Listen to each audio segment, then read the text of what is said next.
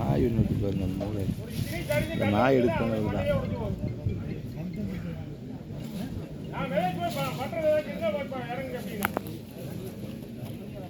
தெரியுது.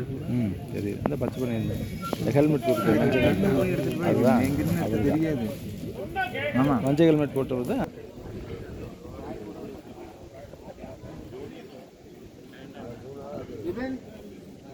அப்படியே மேலே வந்துடலாமா?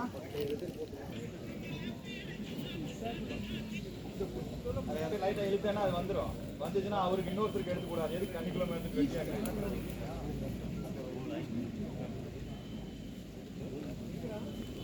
கயிறு போட்டுங்களா?